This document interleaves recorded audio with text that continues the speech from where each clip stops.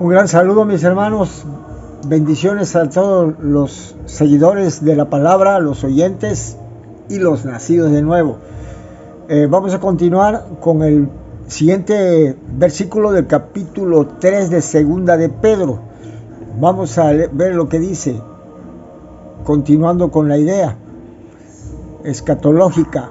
Dice, casi en todas sus epístolas, hablando en ellas de estas cosas, entre las cuales algunas difíciles de entender, las cuales los indoctos e inconstantes tuercen, como también las otras escrituras, para su propia perdición. Bueno, aquí estamos viendo el problema que se está dando, ¿verdad?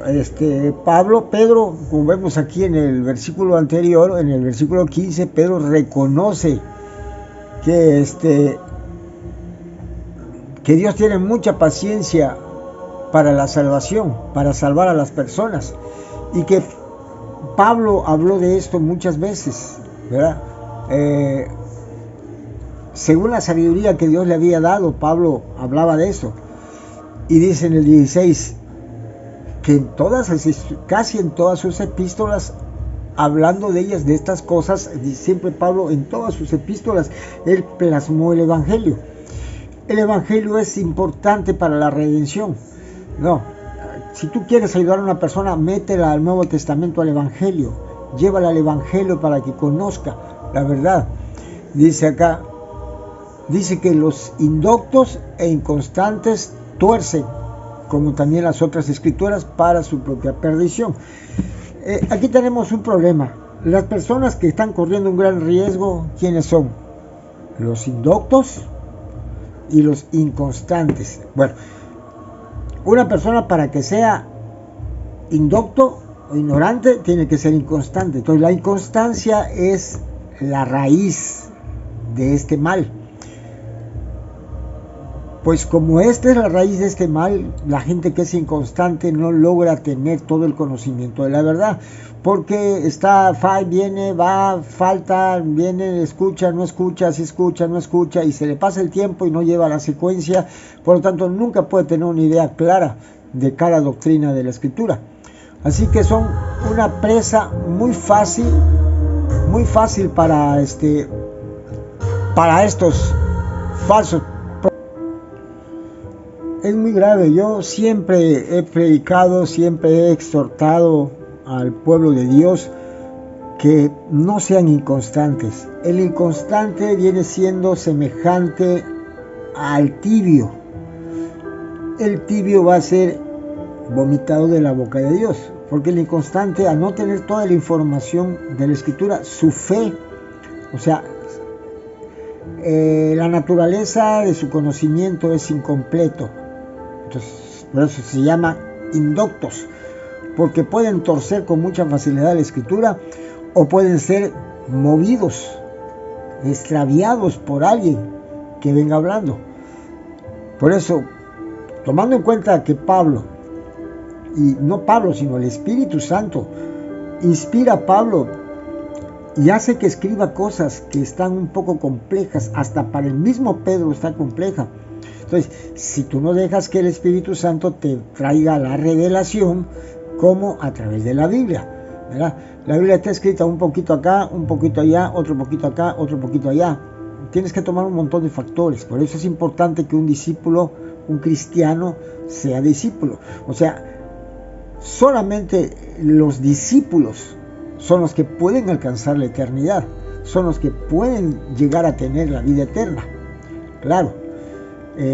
Porque el discípulo va escudriñando y va aprendiendo y le van transmitiendo la información de un hombre que ha pasado por toda la curvatura de aprendizaje de Dios y está preparado para enseñarlo y para llevarle las herramientas de interpretación, ¿verdad? Como aprender a usar los contextos históricos, aprender a usar los contextos doctrinales, aprender a usar los contextos gramaticales, las raíces de la palabra, aprender a verificar los contextos de los autores, ¿verdad?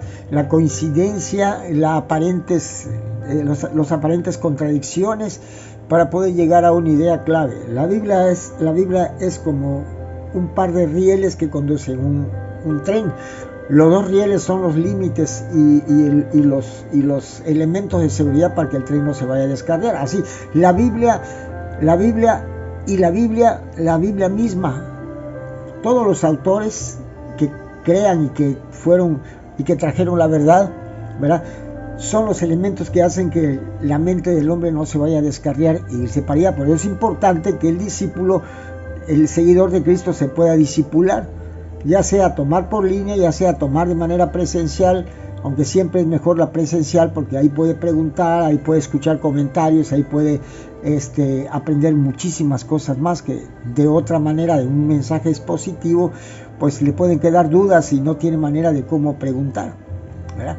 Pero definitivamente hay que escuchar la palabra, aunque sea en línea, ¿verdad? Pero hay que escuchar la palabra sistemática.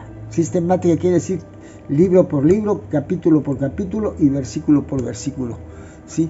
Entonces dice que casi todas las epístolas, hablando en ellas de estas cosas, en todas las epístolas, generalmente casi en todas las epístolas, Pablo habla de la vida eterna y de la salvación. Entonces, como este es un tema recurrente y esencial para la vida eterna, el diablo se va a encargar de transgiversar y de transformar el evangelio en un evangelio diferente. En el momento que se va a modificar el mensaje o que se le cambia algo, ya es un evangelio diferente, con resultados diferentes y con objetivos diferentes, ¿verdad? Ya no, o sea, con destino diferente. Si tú aprendes el evangelio y alguien te mueve de ahí, tú ya te estás moviendo por otro lado, para otra dirección, vas a otro destino final, no vas al que debe llevar. Vamos a ver aquí algunos pasajes. Por ejemplo, aquí tenemos en 1 de Pedro 1:1, dice, para empezar, aquí Pedro nos dice que estos mensajes de él es a los expatriados. Dice, Pedro, apóstol de Jesucristo, a los expatriados de la dispersión en el Ponto, Galacia, Capadocia, Asia y Bitinia. 5 lugares distintos, 5 provincias distintas es dirigida a esto, y es a los judíos. Por ejemplo, esta carta es a los judíos, los de Galacia es a los judíos, el Ponto son los judíos, Capadocia es judío, Asia judío y Bitinia judío. Todos estos lugares definitivamente están destinados para que nosotros podamos tener en vista quién es el auditorio, qué tipo de auditorio. Tienes que tener el contexto cultural del auditorio para que tú puedas entender mejor por qué las palabras, ¿sí? Definitivamente que esto sí es. Tenemos acá en Romanos 8 del 1 al 5, del 1 al 5, dice lo siguiente.